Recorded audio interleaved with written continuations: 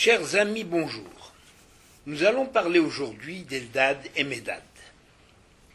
Rarement sujet à soulever autant de questions. Il s'agit de l'interprétation du passage traitant du comportement d'Eldad et Médad, dont les noms n'apparaissent que 2 fois dans toute la Bible, dans ce même passage de la Paracha Béalotra, Nombre 11, 26 et 27. Les religions monothéistes sont préoccupées par le problème des manifestations divines, et en particulier sont préoccupées par la parole que Dieu adresse à l'homme. Or, la grave question qui se pose est la suivante. Qui a le pouvoir et qui est autorisé de parler au nom de Dieu? Autre question aussi importante au niveau de cette parole divine. Comment authentifier l'origine divine du message transmis à l'homme? De ces questions vont découler la justification de tel ou tel courant religieux.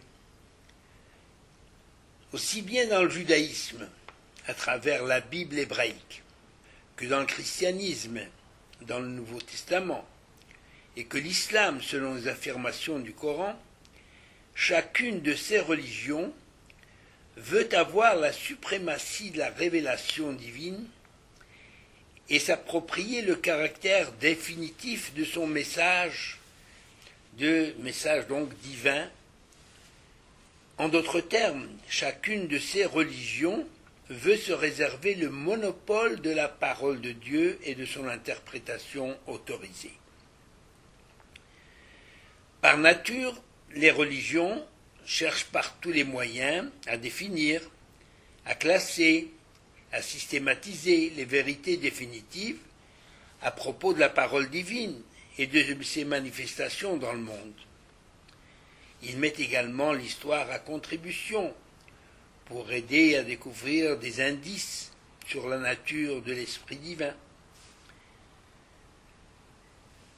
Est-ce qu'on peut vraiment décider de toutes ces questions de manière définitive, c'est-à-dire leur donner une interprétation, une explication, un éclairage définitif?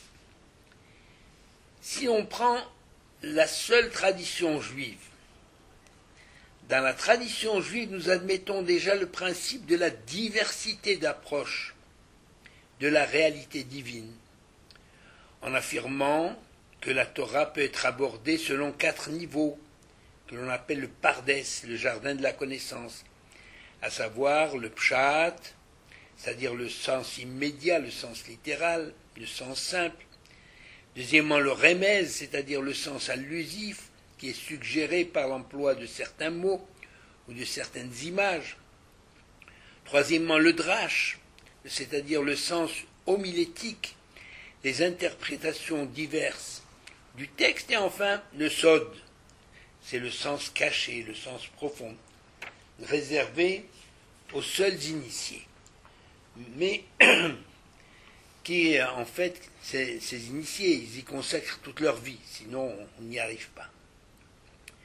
Mais en plus, nous admettons le principe de Shiveim Panim la Torah, c'est-à-dire que la Torah présente 70 visages, c'est-à-dire une infinité d'interprétations. Alors nous sommes conscients que chaque interprétation n'est qu'un aperçu partiel et imparfait d'une réalité qui est beaucoup trop vaste et trop complexe pour être appréhendée par l'esprit humain. Cependant, même les interprétations les plus contradictoires en apparence, toutes ces interprétations, à l'intérieur du judaïsme en tout cas, obéissent à des règles bien précises, établies par la tradition fondatrice de la doctrine de la Torah et du judaïsme.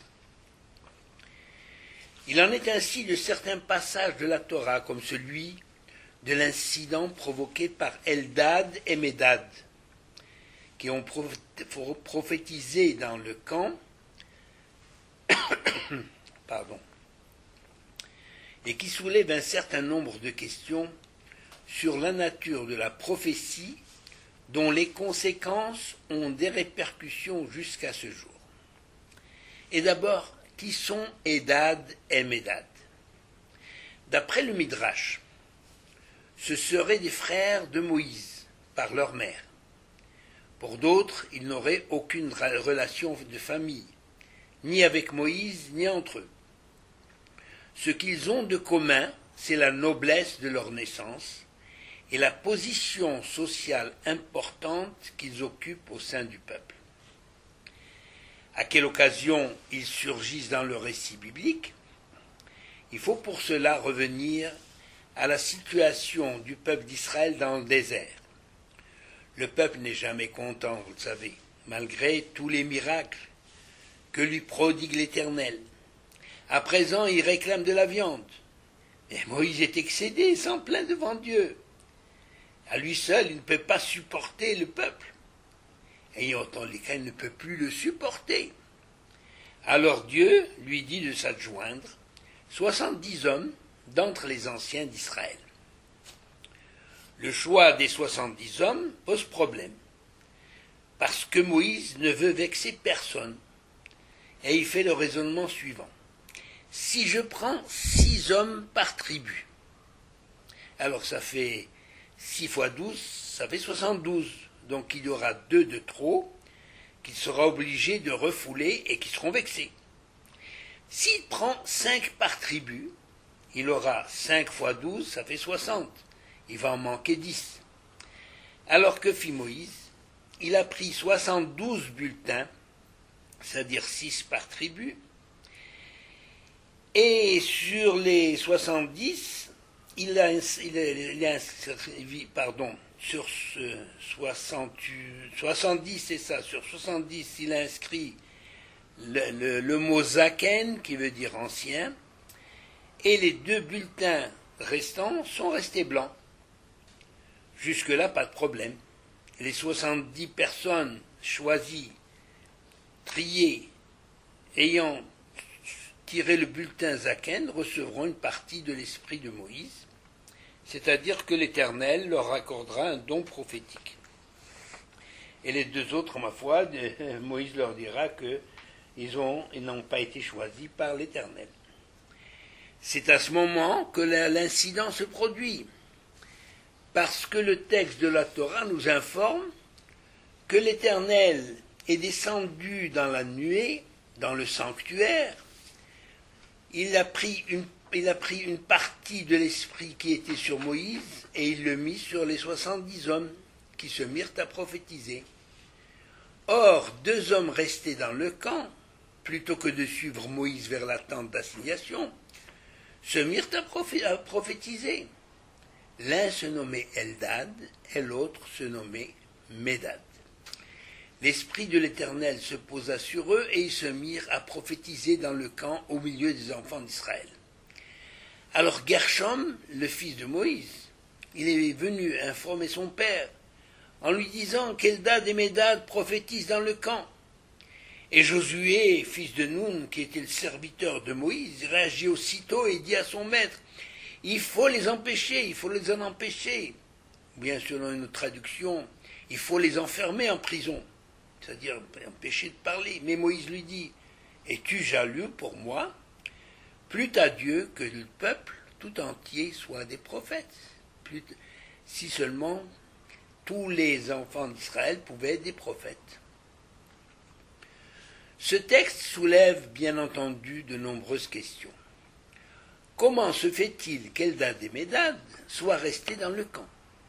S'ils avaient tiré chacun un bulletin blanc, c'est-à-dire s'ils avaient été éliminés lors du tirage au sort, comment se fait-il alors qu'ils aient reçu également une part de l'esprit prophétique?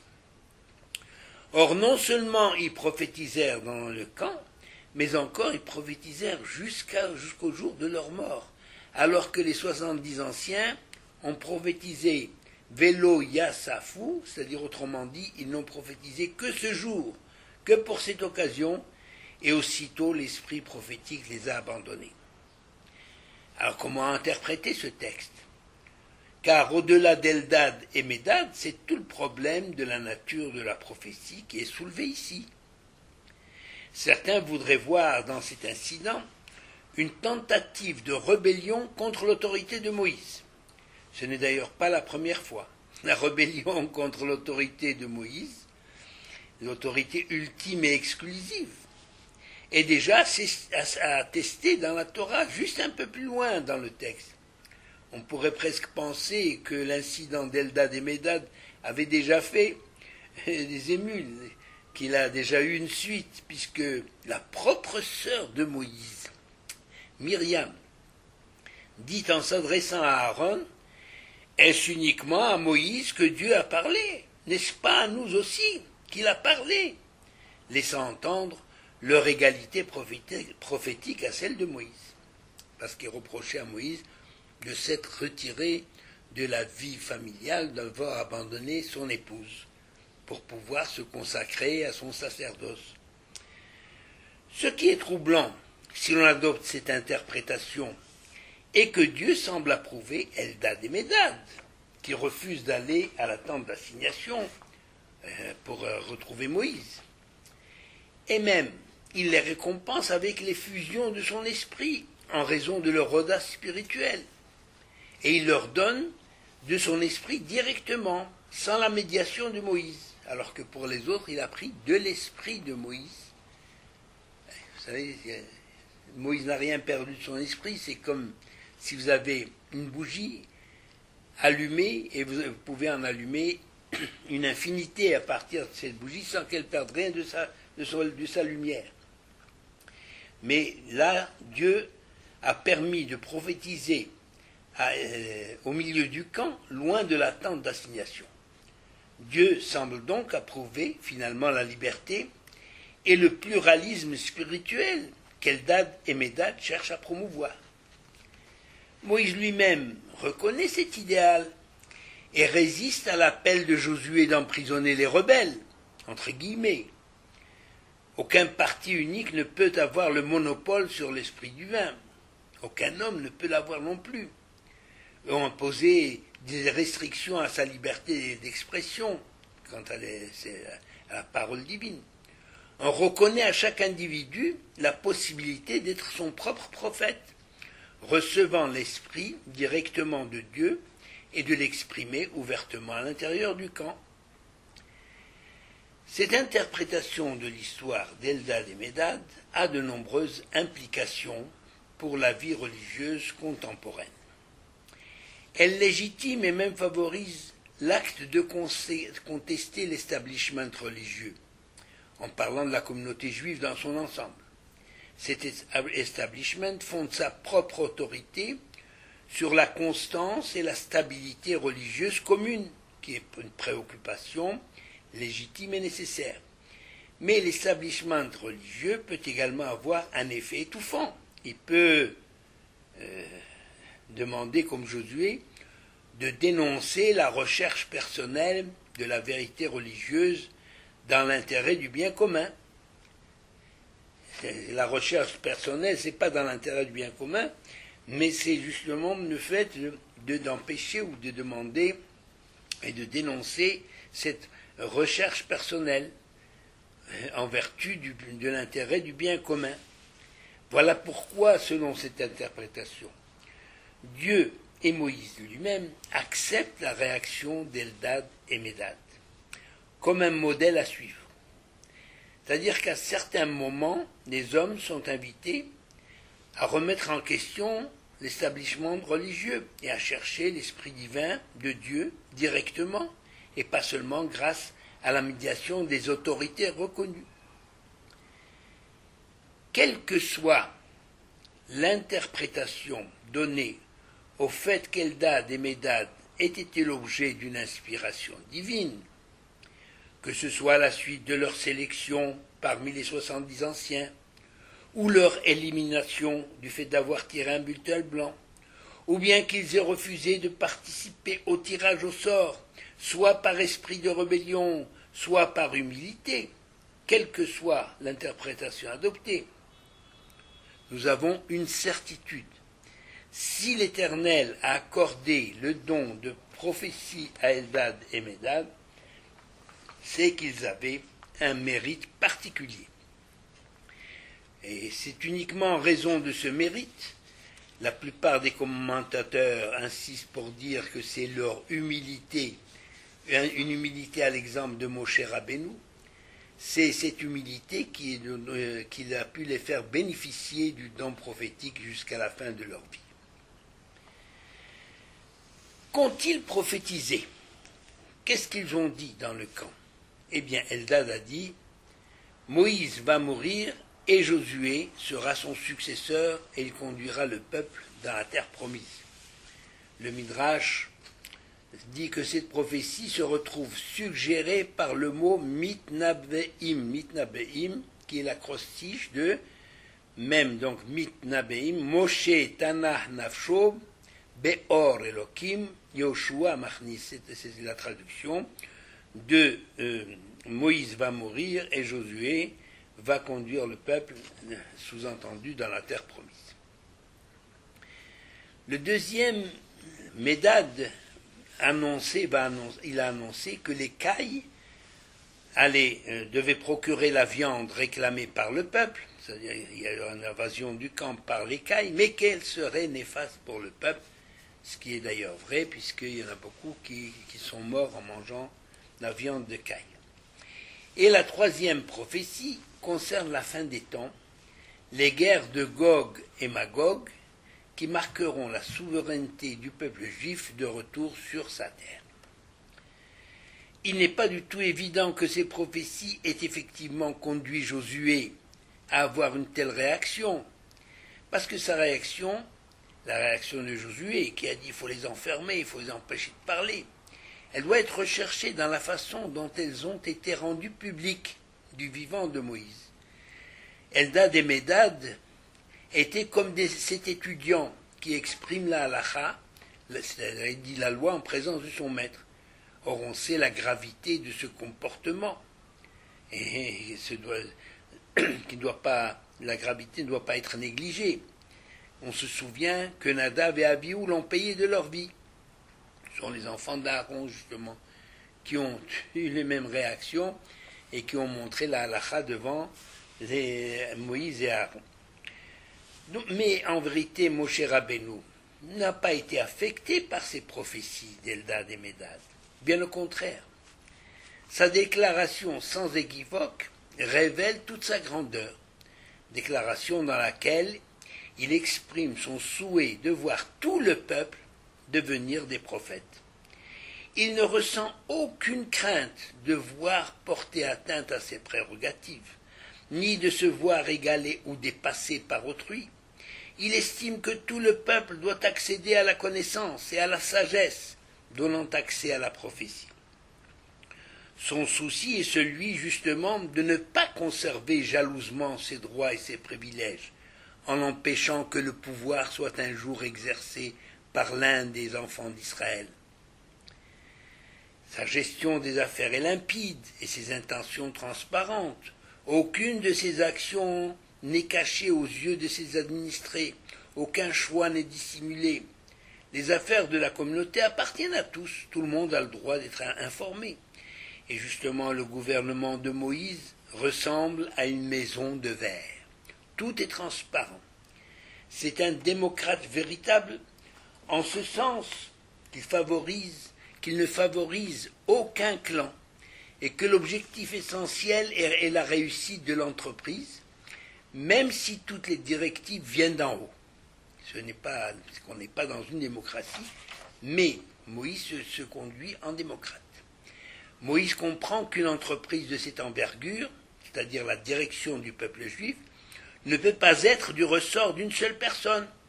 Suite à la remarque de Jéthro, son beau-père, Moïse avait déjà réorganisé le système judiciaire. Il comprend qu'il ne faut pas s'accrocher au pouvoir lorsqu'on se sent dépassé, et que l'intérêt du peuple est d'abord de lui permettre d'accéder à la connaissance, contrairement à certains dirigeants qui maintiennent leur peuple dans l'ignorance pour mieux les dominer et les manipuler. C'est pourquoi la devise du peuple juif a toujours été Ve Talmud Torah Keneged Kulam, c'est-à-dire l'étude de la Torah, eh bien, équivaut à tout, ou surpasse toutes les autres valeurs. Pourquoi? Parce que la connaissance permet de s'élever. Et quand les universités se sont ouvertes devant les Juifs, suite à leur émancipation dans les pays de leur résidence, ils s'y sont précipités. Heureusement, aujourd'hui, le peuple juif revient petit à petit à ses premières amours et comprend que seule la Torah est la seule planche, la seule planche de salut et la source de sa véritable joie. Loin de se sentir vaincu ou diminué de cet incident d'Eldad et Médad, Moïse sort au contraire grandi et affermi dans sa stature de chef véritable, sage et clairvoyant. En fait, Moïse n'a pas que ses difficultés, il n'en a pas fini avec ses difficultés et les pièges. D'autres vont encore surgir, les calomnies dans sa propre famille avec sa sœur Myriam, qui fut atteinte d'ailleurs de lèpre, l'attitude défaitiste des explorateurs, qui lui a valu 40 années d'errance dans le désert, la révolte de Korach, la guerre contre Amalek, la révolte contre le roi, la révolte de Mémériba, qui lui a valu de ne pas entrer dans le pays, et tant d'autres événements pénibles, jusqu'au moment où, du haut du mont Nebo, il peut contempler le pays promis au peuple d'Israël, pays qu'il n'aura pas la joie de fouler de ses pieds. Mieux que personne, Moïse a vécu la condition humaine, ce qui fait de lui, aux yeux des humains, le plus grand des hommes. Après avoir insisté sur le fait qu'en définitive, tout individu peut avoir accès à la prophétie, nous sommes amenés à nous reposer les questions essentielles déjà posées au début de cette réflexion d'aujourd'hui. Qui a le pouvoir de parler au nom de Dieu et comment authentifier son message? Cette préoccupation ressort dans la Torah, au chapitre 18, verset 21 du Deutéronome. Voici le texte.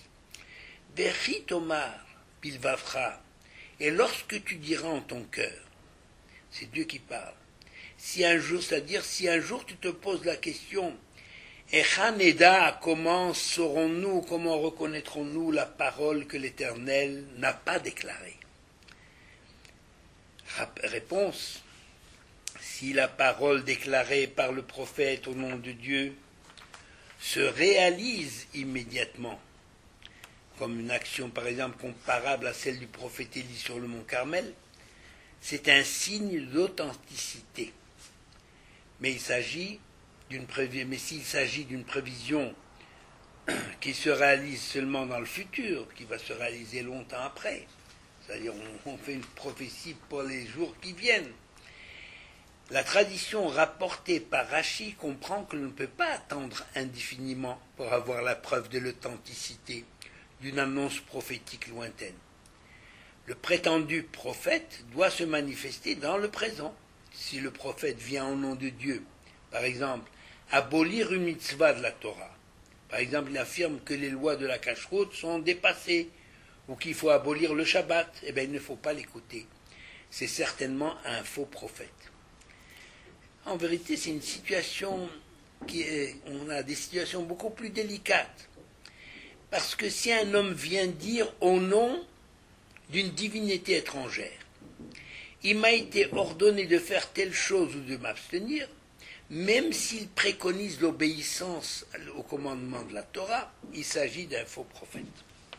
Mais encore mieux, si un homme annonce le message reçu par un vrai prophète, il a eu connaissance d'un message qu'un vrai prophète a reçu de Dieu. Mais en faisant, il fait croire à la foule qu'il est, lui, l'envoyé de Dieu, cela peut avoir des conséquences désastreuses. Car voyant certaines paroles de l'imposteur se réaliser, on finira par suivre son enseignement et on finira par s'écarter de la Torah de Dieu. Parce que tout faux prophète Quel est le but de tout faux prophète en ce qui concerne le peuple d'Israël? C'est de le détourner de la Torah de Dieu, c'est de l'entraîner soit vers l'idolâtrie, soit vers d'autres croyances étrangères à la Torah. Alors, si nous croyons en la prophétie de Moïse, c'est parce que la Torah témoigne de l'authenticité de son message par la bouche du Très-Haut, par la bouche de Dieu lui-même. Lorsque Moïse a été calomnié par sa sœur, Dieu intervient aussitôt en disant « Écoutez bien mes paroles. Quand il y aura parmi vous un prophète, c'est par une vision que je me manifesterai à lui, moi l'Éternel. C'est un songe que je m'entretiendrai avec lui. Il n'en est pas ainsi de mon serviteur Moïse. De toute ma maison, c'est le plus fidèle. Bouche à bouche, je lui parle, dans une claire apparition et sans énigme. » C'est ce qui est écrit dans les Nombres 12, verset 6. Cette parole divine se vérifie bien, elle se vérifie bien des siècles après avoir été exprimée. L'existence du peuple juif en est un témoignage vivant. Il est un témoignage vivant de la véracité de toutes les prophéties annoncées par Moshe Rabbeinu. Et consignées, ces prophéties qui sont consignées dans la Torah. De ce fait, la Torah est pour nous elle est pour nous authentique, et la suivre assure notre pérennité malgré l'évolution du monde dans une orientation peu favorable au peuple juif. La Torah nous donne un sens, elle donne un sens à nos épreuves, à notre vie. Elle nous donne la force de surmonter les épreuves et d'espérer la réalisation ultime, c'est-à-dire la manifestation de Dieu dans le monde par la venue du Mashiach, Bimhera Biyamenu. Amen.